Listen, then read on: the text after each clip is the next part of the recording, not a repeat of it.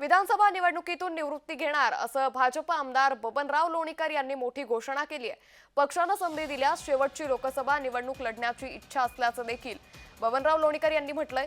तर जालन्यातील आईसाहेब लॉन्सच्या उद्घाटन सोहळ्याप्रसंगी लोणीकर यांनी मोठी घोषणा केली आहे। विधानसभा निवडणुकीतून निवृत्ती घेणार असल्याची घोषणा भाजपचे आमदार बबनराव लोणीकर यांनी केली आहे। जालन्यातील आईसाहेब लॉन्सच्या उद्घाटना सोहळ्यानिमित्त बबनराव लोणीकर बोलत होते।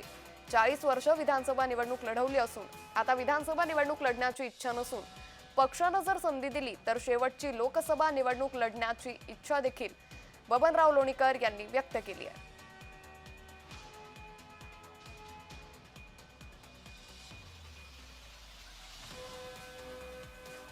राजकारणातलं आमदार, खासदार, पुढारी, नेता, मुख्यमंत्री कधी वय सांगत नाही आणि हिरोनी आणि हिरो कधी वय सांगत नाही।